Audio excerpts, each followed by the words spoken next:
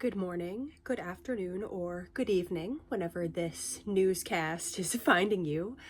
Welcome to the Ancient Esoterica News, a new show that I am starting where we take the pulse on the collective energy and basically what's going on Earth life at this time. And yeah, before I start tangenting, let's just start talking because I suck at introductions. So, in Astro news right now, Mercury just entered Cancer. Mars entered Virgo, or well, I guess Mercury entered Cancer last week, about like 10 days ago or so now. Mars just entered Virgo yesterday, I believe. Yes, yesterday.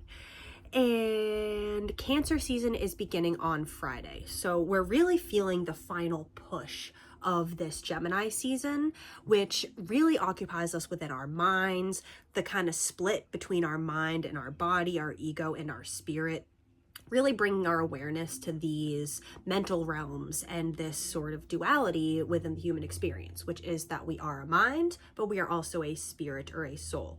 We are a human, but we are also energy.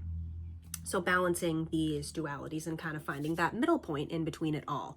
So a lot of this focus within the mental realms is also pushing us towards clarity, towards innovation, restructuring and rebalancing the foundations and these foundational energies of our lives. So this is our routines, our day-to-day thoughts. We're really going through this refinement process within these structures and these foundations of our lives. So if our day-to-day thoughts have been largely negative, if our actions are largely feeding and creating the lifestyles that we do not really want to live, that we do not really resonate with, this is like kind of following the status quo, following the crowd, just kind of like doing the same thing you did yesterday. Really reflect, are these things, these routines, these actions, these thoughts, the energies that you are putting out and taking in every day, are they really serving you? And you're being called to refine these energies so that they do serve you.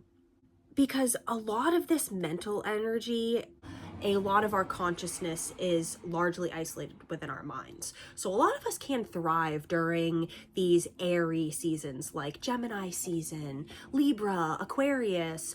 A lot of these air energies, they are very supportive of the mind. And they are largely caught up and tied up within the mind. So I always notice for myself that every June, October, and January, February, when these seasons are taking place, Gemini, Libra, and Aquarius, I will thrive and I will actually really level up during these times. I am a Libra sun. I have a lot of Libra placements, or not really, a couple Libra placements. All in all, though, I do resonate with a lot of air energies and I do spend a lot of time within my mind.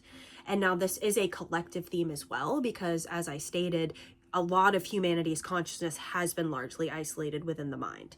Ruminating, thinking about the past, planning for the future, thinking, planning, when we're on our phones, are we in this reality or are we largely in our minds? We're thinking, we're consuming, we're analyzing, we're observing.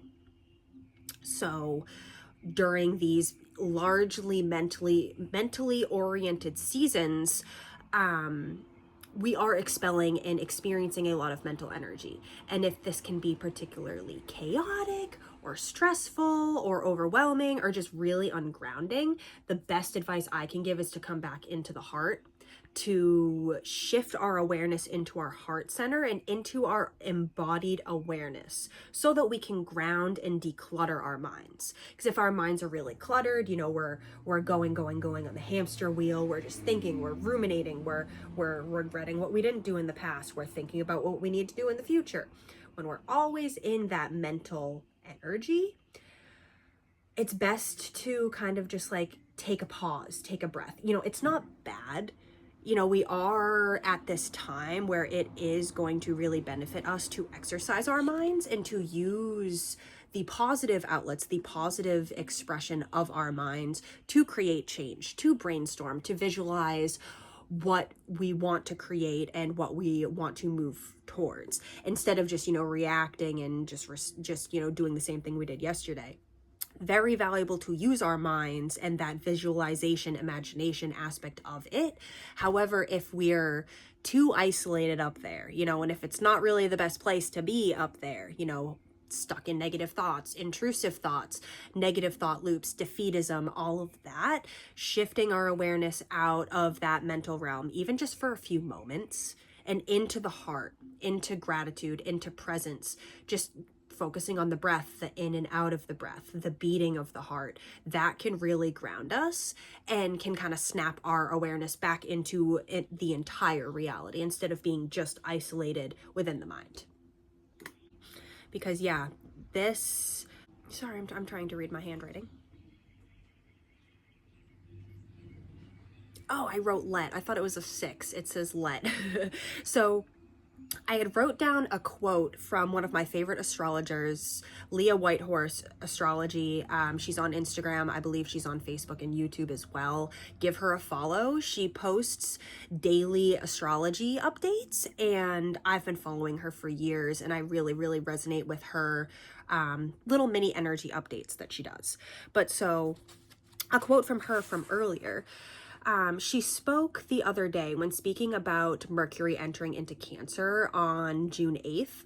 She said, "Let your feelings give a guiding hand to your decisions. Make your inner dialogue as soft as a mother's touch." So that was Leah Whitehorse on Instagram.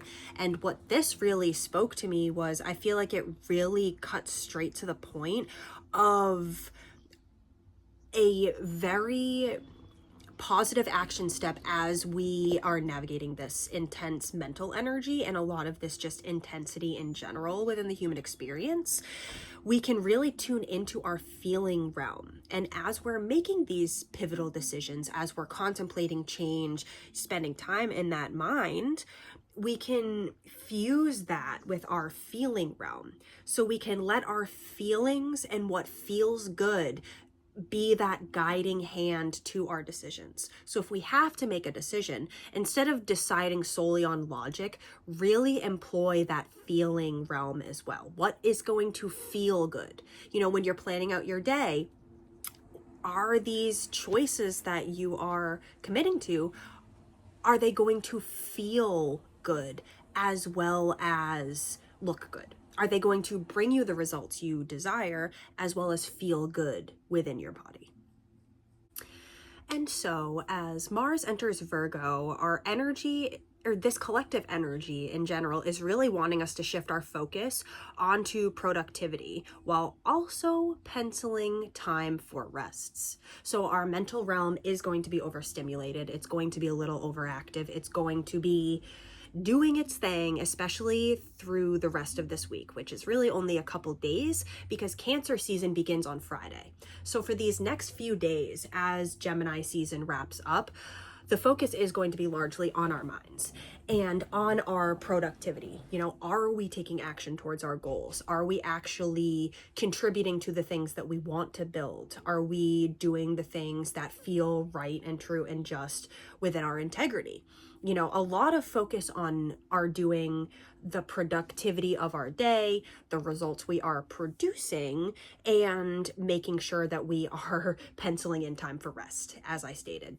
Because when we get swept up in the momentum of a lot of this mental energy, of a lot of these shifts, we can tend to overexert ourselves and overextend and do a whole lot without integrating and without resting.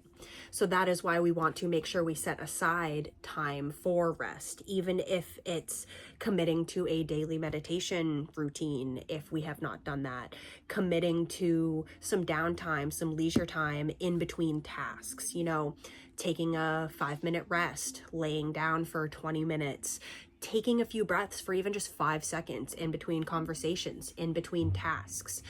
It's in those in-between moments, those pauses, that the real balancing and the real work gets done. We can be go, doing the work, but it's in those pause moments, those periods of rest, those breaks, that is as I said, when the real work occurs, because it's when we're able to come back to our center, you know. So another thing that I actually wanted to focus on in this newscast, in this little thing we're doing here, is common symbols that I have been seeing a lot. I'm hoping to shift into doing this every single day, so this will be sort of like a day by day symbol share, but this is just over the past couple days, as this is my first one. So one symbol that I have been seeing a lot is train tracks. So an analogy that I use a lot is that when we are, you know, making shifts in our lives and changes, and if we're wanting to shift our direction or make a drastic pivot or shift, it's almost like we are on a train, and that train is going with all this momentum on a track in one direction. And if we want to shift directions, it can actually take a lot of momentum to come to that complete stop and shift in the opposite direction, or shift onto a new, it doesn't take a whole lot of energy to shift onto a new track, but it's about that momentum, that feeling of momentum. So if your train is on a track and you want to shift in the complete opposite direction, you're going to have to put a lot of effort into stopping that train, stopping that momentum. But if you can really kind of like get with that momentum, see where that train is headed and course correct, like make those little track shifts, then we can sort of shift into that direction that we want to go on. And also, another aspect of this train track symbolism is that if our train derails, you know, a lot of us may feel like a derailed train at this time, especially if you've been going through it a lot, if you're a little bit uncomfortable with some of those air energies, those Gemini energies. You may feel a little bit like a derailed train right now, like you're off your track, like you got knocked off. However, take a pause, see where you're at if you're feeling this, and get the train back on track. And maybe put it on another track, because being derailed, it can seem like a tragedy. It can seem like a crisis. However, it can actually be a very positive thing, because it's a complete reset. It's almost like rock bottom. You know, when you're at rock bottom, the only way you can go is up. The only way from here is up. So if your train feels derailed, you may remind yourself that it is possible to get back on track, that you have to give yourself that time to rest, to let the cleanup crews arrive at the scene and start, you know, getting back on track, essentially. And maybe go on a completely different track, because when we hit that bottom and we start to rise again, you don't have to keep climbing the same mountain. You don't have to keep going on the same track. You're in this void space, in this emptiness, in this in-between time. So let yourself find where you actually want to go. You know, maybe you were going east, but you actually want to go west. And you can put yourself on that track going west, going where you want to go. Make sense? And so another theme that I have seen a lot at this time is ants. Yes, the little critters, ants. And it's interesting because ants, to me, as an animal totem, always symbolize productivity and work. You know, worker ants, the little worker ants and such. So if you've been seeing ants a lot, or if this resonates with you, these themes of productivity, of work, maybe tune into the elements of productivity and work within your own life.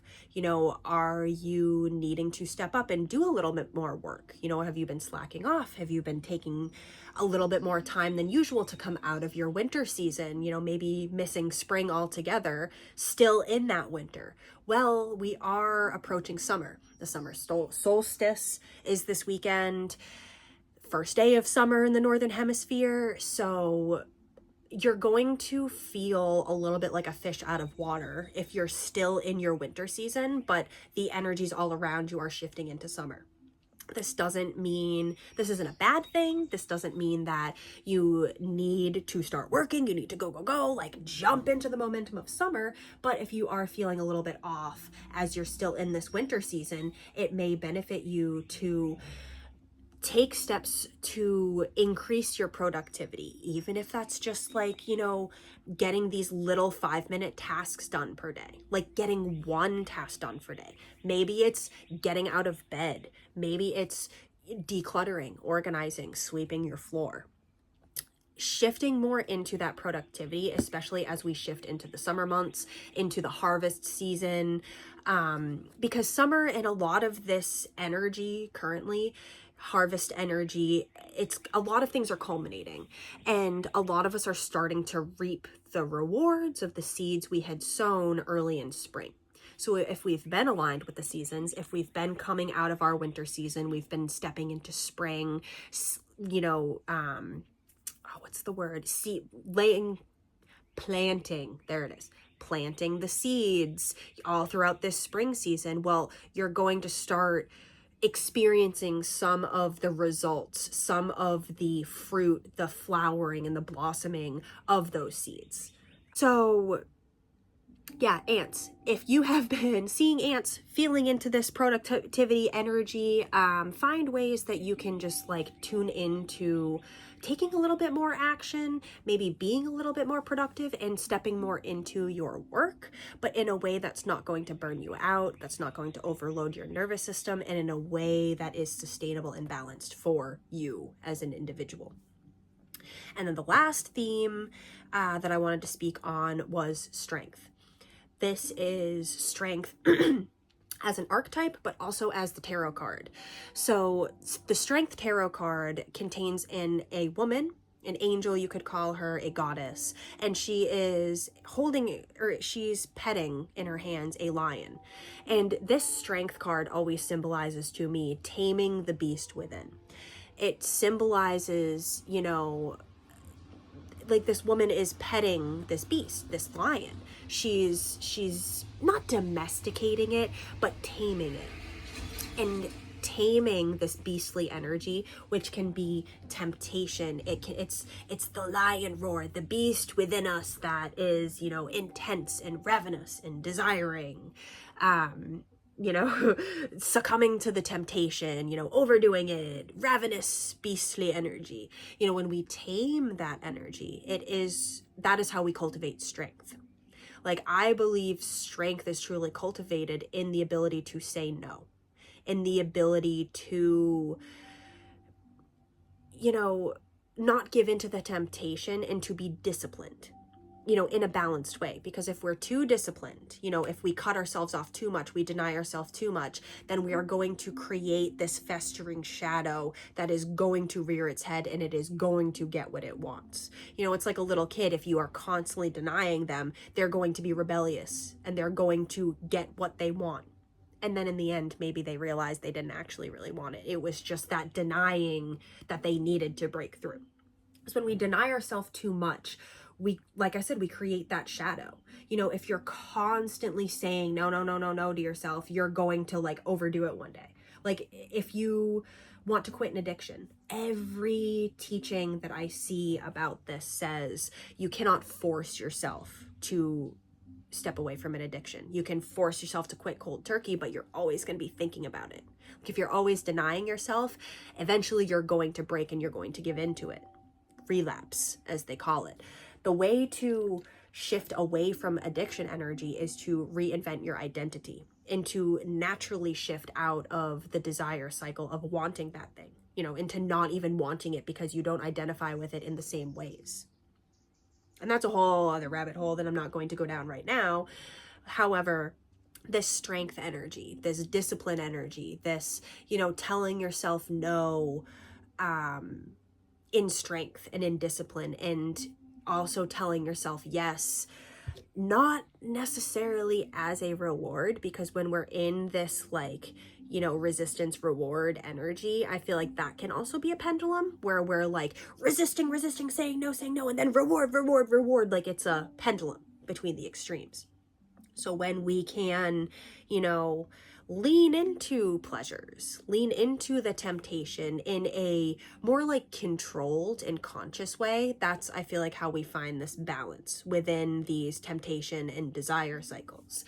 Because many of us may feel a desire for change right now and a desire to be further ahead than we are. And this is totally normal, especially if we're starting something, you know, like I said, coming out of those winter months, or maybe we have been in that spring season and we're getting ready to really step into more productivity, more action, more reaping of the rewards of the summer. you know, whatever season we're in, wherever we're at, we do want to learn how to balance ourselves and to have that, like, that balance, that middle point, that give and take between saying yes and saying no, between leaning in and restraining ourselves. Make sense? Cool. So yeah, what are some of the symbols around you that have been trying to communicate with you? And what do these symbols mean to you? You can use, you know, the internet to look up what various animal totems, angel numbers, synchronicities, or signs mean, or you can just tune into what those archetypes and what those energies mean to you, like what your intuition is saying these things mean. Because I believe that these symbols, these synchronicities, when we look at them, we're studying the code of the matrix. You know, the matrix communicates and is ruled by symbols. Everything can be broken down to an archetypal symbol or an archetypal energy. So really spend some time paying attention to these symbols around you and kind of tuning into what these energies are trying to communicate, because a lot of this stuff can be very overwhelming at times. Like, I will say it's an enigma, it's a miracle that I am even filming this right now, because I have been extremely ungrounded. I have felt like I have been in an acid trip on nothing, sober. You know, I felt drunk and high on energy.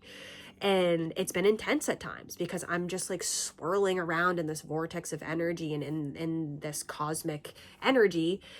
And I do feel like this cosmic climate has been a little triggering for me, as I don't really live in a area that nurtures the mystical, that nurtures the spiritual and the feminine. It's very matrix, very masculine, dominating, you know, old world matrix energies is kind of the best way that I can describe it.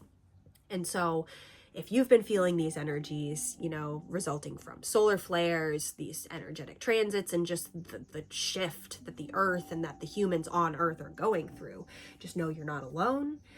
This shit's intense. It's not supposed to be easy. It's not supposed to feel good. It just kind of is. And so, I have a couple sort of like journaling prompts for you as we kind of like close this out. So, is your productivity a way of life and a fuel for the highest good of all life in service to all? So is your productivity, your production, the actions you're taking, is this a sustainable way of life? And is it fueling the highest good of all in service to all? And are your daily actions rippling out in positive ways? So the choices you make, do they positively impact you yourself and ripple out to positively impact or inspire others? You know, you don't always have to be in service to others, but if the choices that you are making enrich all, enliven all, and are in service to all, then your life is a walking medicine wheel. Then your entire life becomes an offering.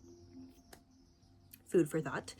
And also, what does it look like to give in love and to just give without needing to receive, without needing a return, without needing to be rewarded?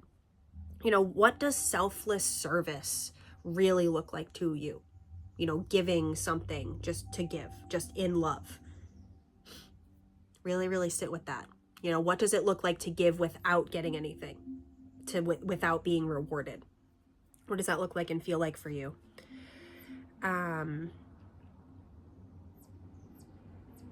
Because yeah, I feel like a big focus of these energies is on routine and is on overall health.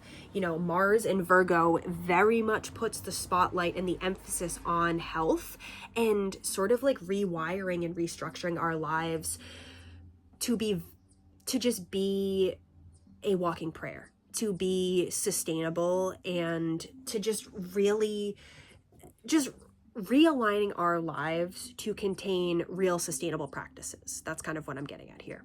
Like the actions we take, the practices we perform, the things we do these things really sustain our health and build our health? You know, and what are we still feeding into that is extractive and that is debilitating or diminishing our health and our vitality? You know, really, really think about those things and why are you engaging in them?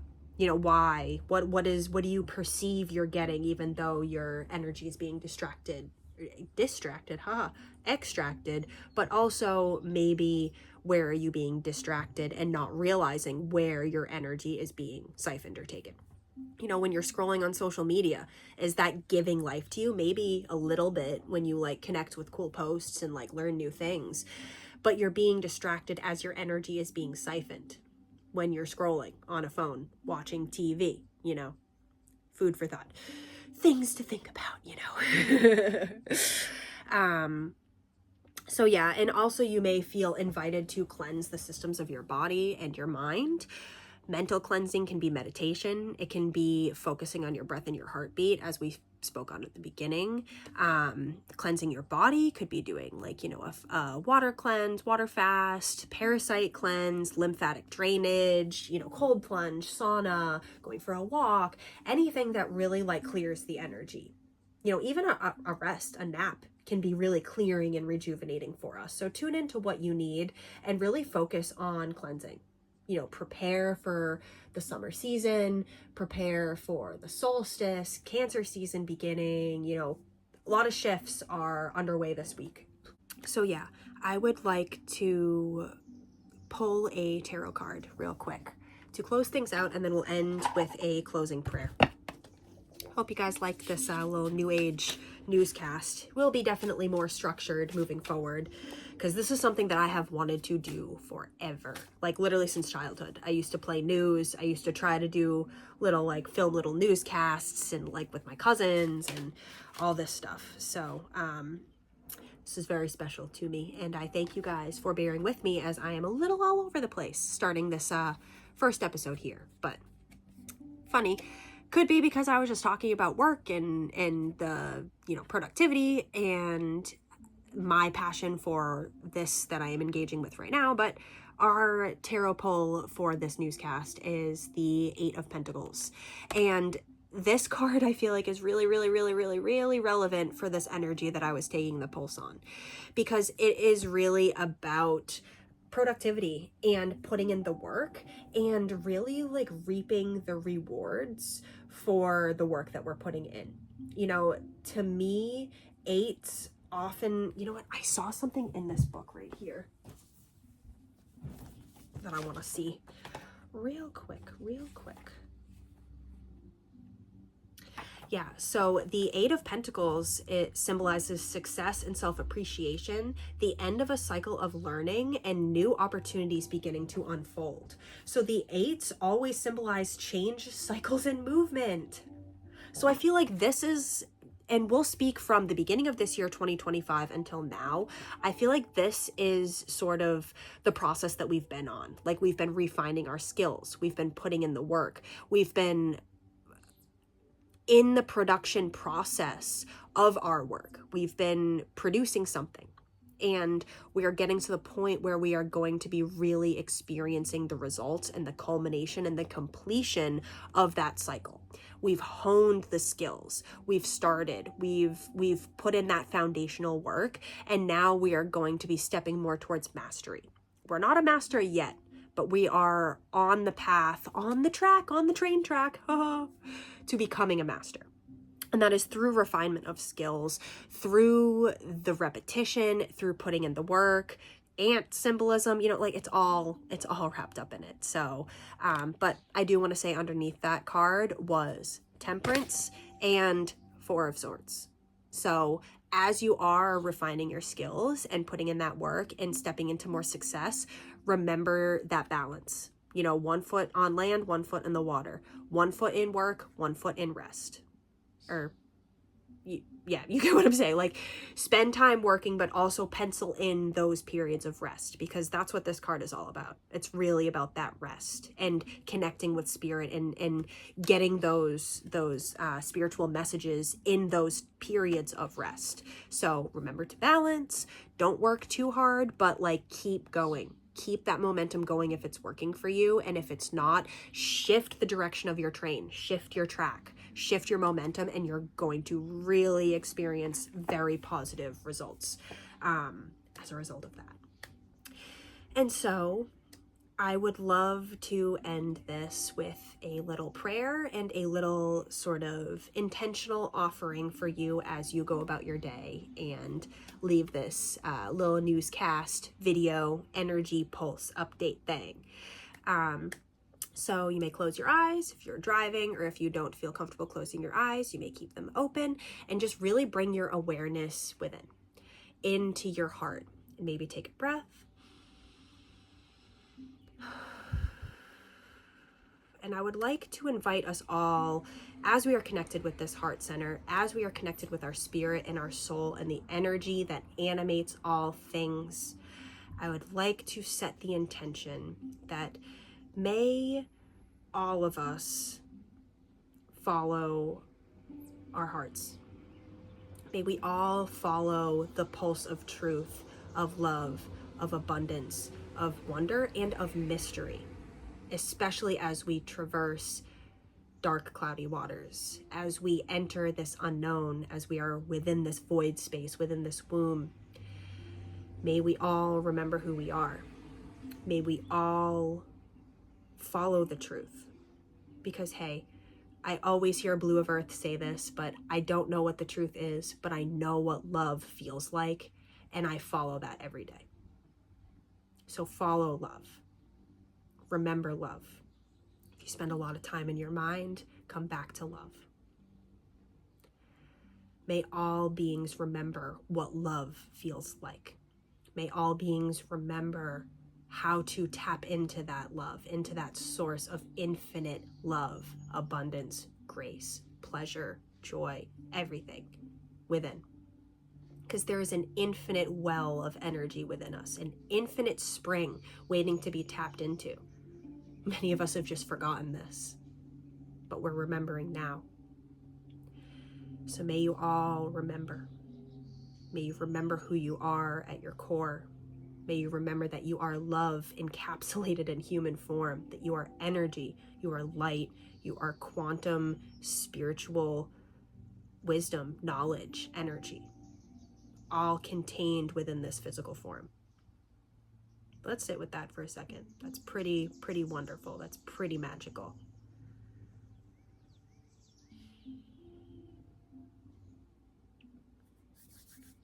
And may you remember this magic today and every day moving forward. May you come back into your heart. May you come back into love, into grace, forgiveness, compassion, understanding.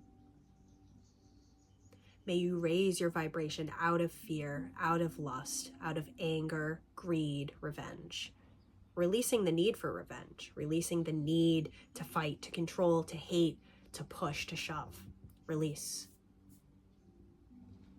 And come back to love, because that's who you are at your core. That's who everyone is. Even the darkest, the most evil beings that we see on this planet right now, who are wreaking havoc, who are extracting, who are destroying themselves and this planet along with it. May we have love and compassion for them too, because they too have the seed of love within them, because they too have the seed of light within them. They've just forgotten, and they've buried it deep.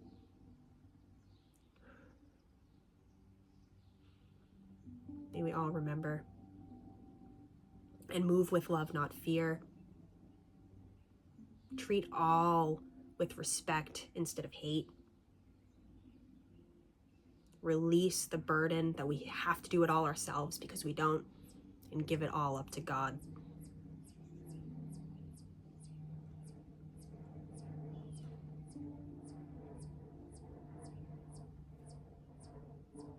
Remember your spirit, remember your love. And when you don't know what the truth is, remember what love feels like and follow that. And so it is. I am sending you all so much love. Thank you for joining me today, and I'll see you in the next one. Bye.